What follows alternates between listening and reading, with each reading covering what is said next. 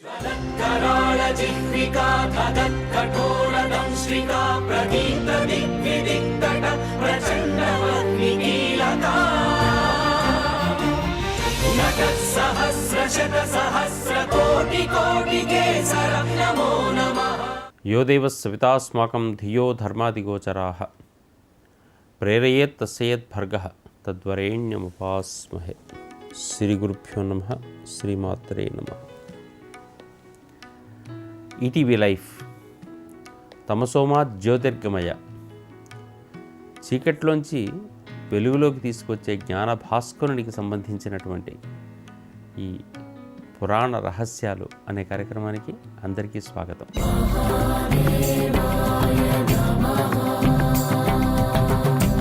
ఎన్నో రకాలైనటువంటి నూతనాంశాలు మన భారతీయమైనటువంటి పురాణాల్లో రాయబడి ఉన్నాయి. ప్రకృతి రహస్యాలు ఉన్నాయి, అదేవిధంగా ఈ ఖగోళ రహస్యాలు ఉన్నాయి. ఖగోళం వల్ల ప్రకృతి వచ్చేటటువంటి మార్పులను గమనించేటటువంటి రహస్యాలు ఉన్నాయి. ఈ రహస్యాన్ని మనం అధ్యయనం చేయాలి. ఇవి చేయకపోయేటట్టయితే మనము ఎందుకు ఈ పని చేస్తున్నామనే అర్థం కాకుండా కొంతకాలం పోయిన తర్వాత ఈ మంచి పని చేయకుండా పోతుంది. ఈ రహస్యాలన్నింటినీ కథారూపంలో తీసుకొచ్చి సాహిత్యంలో కనపడుతున్నాయి. పురాణాల లోపల ఇదే రహస్య వ్యవహారాలు ధర్మశాస్త్రం రూపంలో నిత్య జీవితంలోకి వచ్చేసాయి. మన వాళ్ళు అంత జాగ్రత్తగా నిత్య జీవితానికి ప్రకృతిని అన్వయం చేసి చూపించారు. చైత్రమాసంలోనే ఉగాది ఎందుకు జరగాలి అనేటప్పుడు దానికి ప్రత్యేకమైన ప్రాతిపదిక ఉంటుంది. ప్రకృతి వికసించే సమయం నుంచి ప్రకృతి లోపల ఆకులు రాలిపోయే సమయం వరకు ఒక సంవత్సరం. ఈ సంవత్సరాన్ని మనం దృష్టిలో పెట్టుకొని ఆలోచన చేస్తూ వచ్చాం. అప్పట్లో మనం ఇప్పుడు ఇంటర్నేషనల్ మాసాన్ని కూడా ఆలోచన చేసినప్పుడు మార్చి మొదటి మాసం, ఫైనాన్షియల్ ఇయర్ ఎండింగ్ అనేది ఫిబ్రవరితో ఎండ్ అవుతుంది. మార్చి నుంచి మొదలైన తర్వాతనే వేర్వేరు పేర్లు వేర్వేరు రాసులకు వేర్వేరు మాసాలకు పెట్టుకున్న తర్వాత సెప్టెంబర్ అంటే 7వ మాసం సప్త, అక్టోబర్ అంటే 8వ మాసం ఆక్టా, నవంబర్ అంటే నవ 9వ మాసం, డిసెంబర్ దశ 10వ మాసం, 11, 12, జనవరి, ఫిబ్రవరి రాజుల పేర్లు పెట్టుకున్నారు వాళ్ళంతా. అందుకని మధ్య మధ్య లోపల ఒక రోజు ఎక్కువ పెరగాలనుకుంటున్నప్పుడల్లా ఎవరి తోకపోయింది అంటే ఫిబ్రవరికి దెబ్బతీసింది. అదంతా కూడా చివరి మాసం కాబట్టి ఇది మనకు కలిగినటువంటి భావన. అదే విధమైనటువంటి మాసాలు మనకు మేషమాసం, వృషభ మాసం, మిథున మాసం, సౌరమాసాల్లో వస్తాయి. అదే చాంద్రమానానికి ఆకాశంలో ఉండేటటువంటి సూర్యుడు చంద్రుడే మనకు భారతీయులకు ఆధారం. అటువంటి ఆధారమైనటువంటి చాంద్రమానంలో మనకు చెట్లు చిగిరించి వసంత ఋతువు ఏర్పడేటటువంటి మాసం చైత్రమాసం. చిత్తా నక్షత్రం పౌర్ణమి నాడు ఉంటుంది. విశాఖ నక్షత్రం పౌర్ణమి నాడు ఉంటే అది వైశాఖ మాసం. జ్యేష్ఠ నక్షత్రం పౌర్ణమి నాడు ఉంటే అది జ్యేష్ఠ మాసం. పూర్వాషాఢ కానీ ఉత్తరాషాఢ కానీ ఉంటే ఆషాఢం. శ్రవణం పౌర్ణమి నాడు ఉంటే అది శ్రావణ మాసం. ఈ విధంగా వరుసలో చూసుకుంటూ పోతుంటే పూర్వాభాద్ర ఉత్తరాభాద్ర అయితే భాద్రపదం, అశ్విని ఉంటే ఆశ్వీజం, కృత్తికం ఉంటే కార్తీకం, మృగశిరం ఉంటే మార్గశిరం, పుష్యమీ నక్షత్రం పౌర్ణమి నాడు ఉంటే అది పుష్యమాసం, పూర్వ ఫల్గుని కానీ ఉత్తర ఫల్గుని కానీ ఉండేటట్టయితే అది ఫాల్గుణ మాసం. ఇంత క్లియర్గా మనకు పౌర్ణమి నాడు ఆధారంగా కనపడుతుంది. ఈ సంవత్సరాలు సెట్ చేసుకోవడం కూడా ఒక వ్యవస్థ ఉంది. సౌరమానం చంద్రమానానికి సరిపోయిన విధానం లోపల 5 సంవత్సరాలకు 2 అధిక మాసాలు వచ్చేసి అవి సెట్ చేసుకుంటూ ఉంటాయి. సౌర చంద్రమానాలు సరిపోతూ ఉంటుంటాయి. ఈ 2 అధిక మాసాలు అనేటటువంటి సందర్భాల లోపల ఆకాశంలో ఏ మాసంలో ఏ నక్షత్రం అయితే పౌర్ణమి నాడు రావాలో ఆ నక్షత్రం నాడు రాకుండా వచ్చేసరికి వస్తుంది. ఇది మనకు గమనించి మన వాళ్ళు ఇది అధిక మాసం అని చెప్పేసి చెప్తారు. ఇది 5 సంవత్సరాల్లో 2 సార్లు వస్తూ ఉంటాయి. ఇది చాంద్రసౌరమానాలు కలిసినటువంటి విశేషం. ఇటువంటి మాసాల విశేషాల లోపల విశాఖ నక్షత్రంతో పౌర్ణమి నాడు ఉండేటటువంటి వైశాఖ మాసానికి మరింత ప్రత్యేకత ఉంది. వైశాఖ మాసం అనేటటువంటిది ఈ విశాఖ నక్షత్రాన్ని బేస్ చేసుకుని కనుక వచ్చేటట్టయితే ఈ విశాఖ నక్షత్రం అనేటటువంటిది అంతకు ముందు రోజుల లోపల రాధా నక్షత్రం అని పేరు దీనికి. రాధా తత్వం మనకు ఉత్తరాదుల లోపల బాగా వ్యాపనంలోకి వచ్చింది. ఒక అగ్నితత్వంతో సంకేతం అది.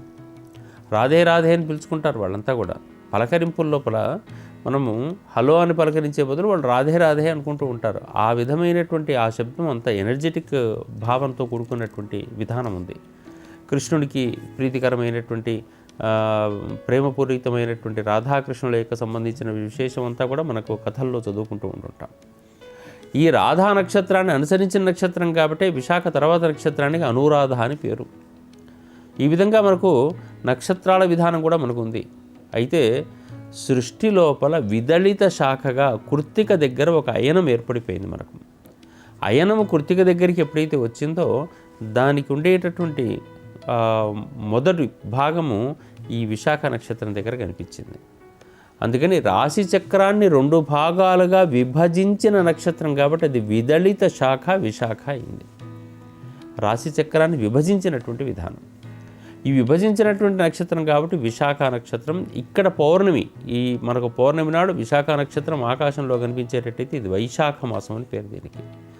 అందుకే ఈ విశాఖ నక్షత్రానికి అధిపతులు కూడా ఎవరు అంటే మనకు ఇంద్రుడు, అగ్ని, ఇంద్రాగ్నులతో కూడుకున్నటువంటిది ఇది. ఇంద్రాగ్నులతో కూడుకున్నటువంటిది కాబట్టి మరొకసారి ప్రత్యేకంగా చెప్పదగినటువంటి విశేషం ఏంటంటే శిబి చక్రవర్తి అనేటటువంటి ఒక చక్రవర్తికి ఒక పావురము డేగా ఇద్దరు వచ్చేసేసి మనకు ఆయన ఆహారం కోసం ఇబ్బంది పెట్టినటువంటి విశేషం, జడ్జిమెంట్ కోసం అడిగినటువంటి విధానం ఉంది. ఆ న్యాయ నిర్ణయం లోపల ఆయన మాంసాన్ని తీసి ఇచ్చేటటువంటి విధానం అంతా శిబి చక్రవర్తి గాథ అంతా కూడా మనకు వినపడుతూ ఉంటుంది.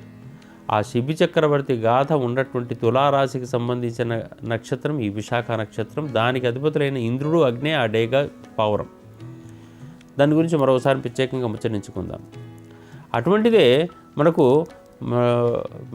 మహారాష్ట్ర ప్రాంతంలో తులారాశిలో పుట్టినటువంటి అమ్మవారు ఉంది. ఆమె పేరు తులజా భవాని. తుల్జా భవాని అంటూ ఉంటుంటాం. తులా రాశి, దాని నుంచి జా అంటే పుట్టుక, తులజా భవాని. ఆమె ఒక అగ్నితత్వ దేవత. వాసవి కన్యకా పరమేశ్వరు కూడా ఇటువంటి తులజా భవాని లాంటిదే.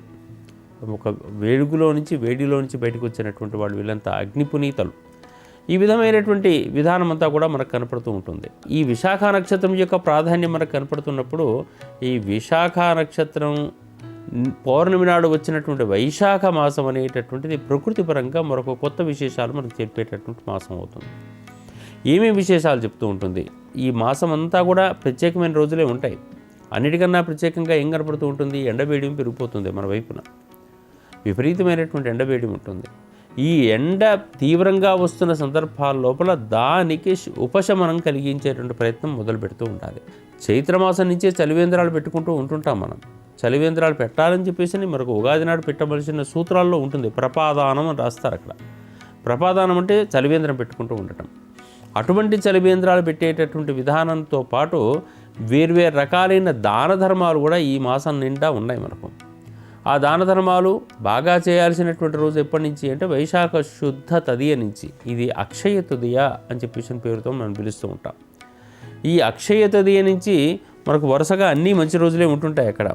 ఈ అక్షయ తృతీయ కూడా మనకు సోమ బుధవారాల్లో వస్తే విశేషం అని చెప్పేసి, కృత్తికా రోహిణి నక్షత్రాల్లో ఉండేటట్టయితే మరింత విశేషం అని చెప్పేసి చెప్పడం జరుగుతూ వస్తుంది. భారతీయమైనటువంటి సంస్కృతిని, సంప్రదాయాన్ని బాగా కాపాడి షణ్మత స్థాపనాచార్యగా గుర్తించినటువంటి శంకరుని యొక్క జయంతి వైశాఖ శుద్ధ పంచమి. దాని తెల్లారి రోజే వైశాఖ శుద్ధ షష్ఠి నాడు రామానుజుల వారి జయంతి. అదేవిధంగా వైశాఖ శుద్ధ సప్తమి గంగావతరణం అని చెప్పేసి ఇదొక ప్రత్యేకమైనటువంటి అంశం. అదేవిధంగా వైశాఖ శుద్ధ ఏకాదశి మోహిని ఏకాదశి అని చెప్పేసి ప్రత్యేకమైనటువంటి స్థితి. వైశాఖ శుద్ధ ద్వాదశి పరశురామ జయంతి అని చెప్పేసి. అదేవిధంగా వైశాఖ శుద్ధ చతుర్దశి నాడు మనమందరం నిత్యం ప్రార్థించేటటువంటి నృసింహ జయంతి అనేటటువంటిది ఏర్పడుతుంది. ఇక వైశాఖ పౌర్ణిమ అనేటటువంటిది మనకు మహావైశాఖి అని పేరుతోని అనేక రకాలైనటువంటి ప్రత్యేకమైనటువంటి అంశాలతో కూడుకున్నటువంటిది. అందుకని ఈ వైశాఖ పౌర్ణమి నాడు సుబ్రహ్మణ్య జయంతి అని చెప్పేసి, ఇంకా బుద్ధ జయంతి, శరభ జయంతి, కూర్మ జయంతి, ఇటువంటి జయంతులన్నీ కూడా మనకు కనపడుతున్నాయి. ఈ మాసాల్లో శుక్లపక్షం లోపల ఇంత విశేషమైన రోజులు, కృష్ణపక్షంలో కూడా 1, 2 ఏకాదశిలో ఇవి బాగా ఉన్నాయి. అయితే ఇవన్నీ విశేషాలే. ఏ విశేషాన్ని గురించి మాట్లాడుకున్నా కానీ చాలా విశేషంగా ప్రత్యేకంగా కనపడుతుంది.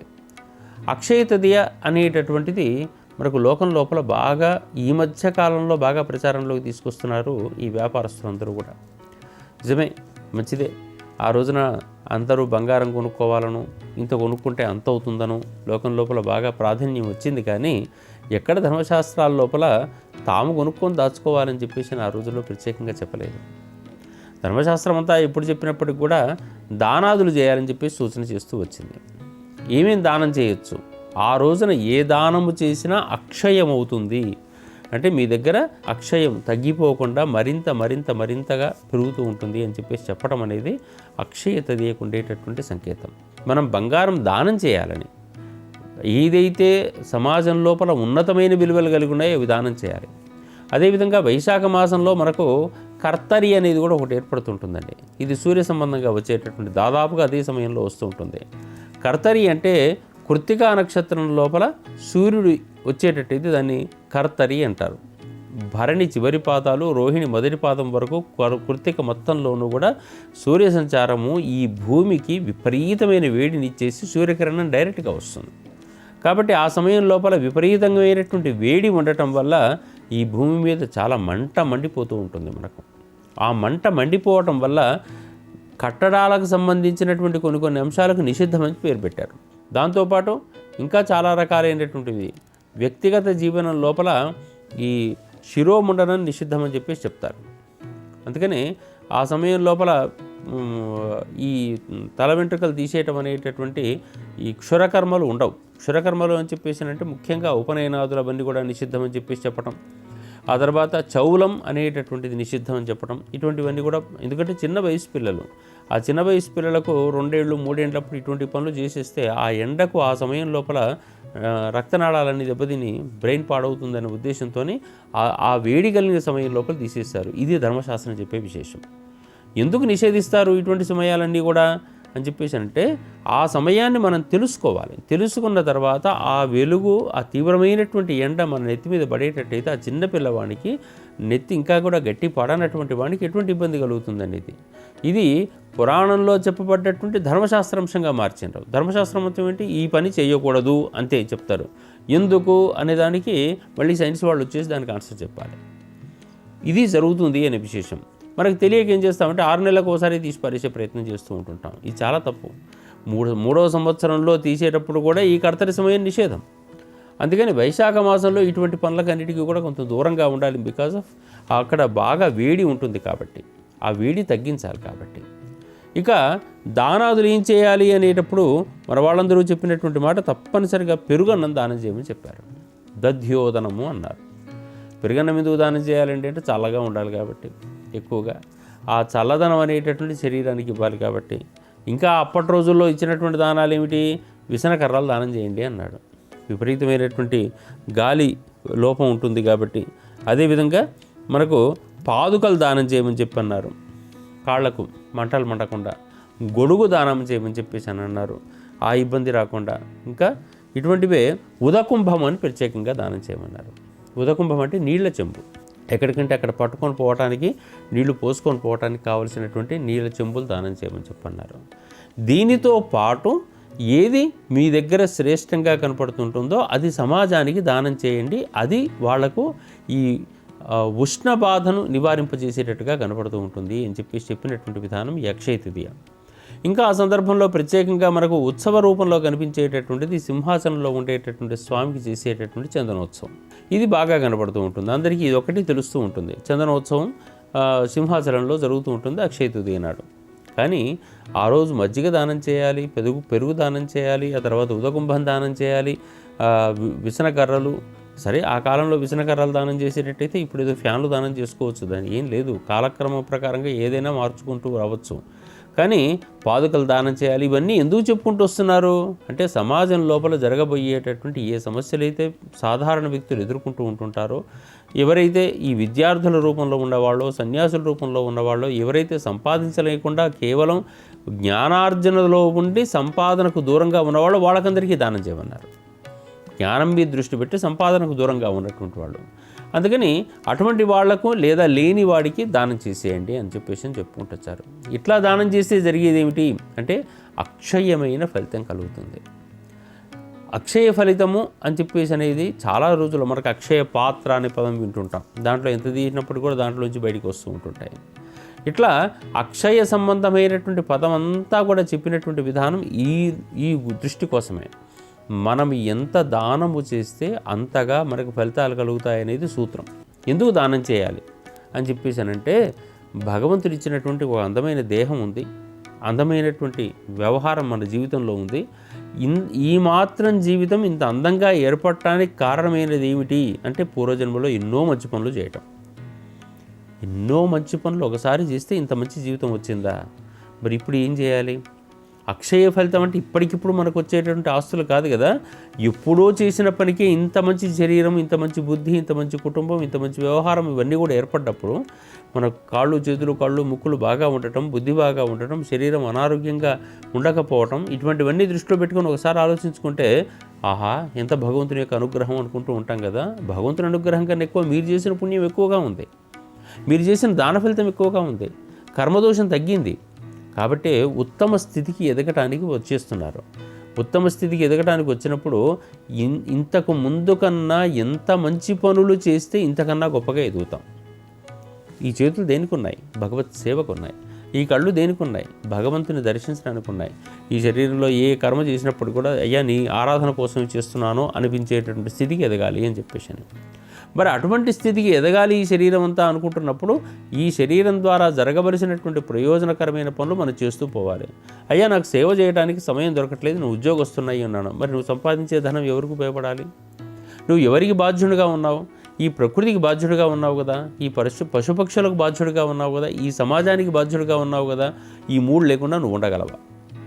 ఈ మూడు లేకుండా నువ్వు ఉండలేనప్పుడు ఎన్ని చెట్లు పెట్టించుంటావు మరి ఈ లోకానికి?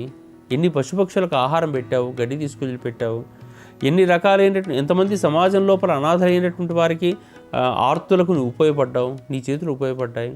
నీ కోసం, నీ కడుపు నింపడం కోసమే కాదు కదా నువ్వు పుట్టినటువంటిది. ఈ శరీరానికి రెంట్ కట్టుకోవాలి, ఈ గాలి నీరు వెలుతురుకు ట్యాక్సీ కట్టుకోవాలి, మన చుట్టూ ఉన్న లైట్లకు ఫ్యాన్లకు మన ట్యాక్సీలు రెంట్లు కట్టట్లా.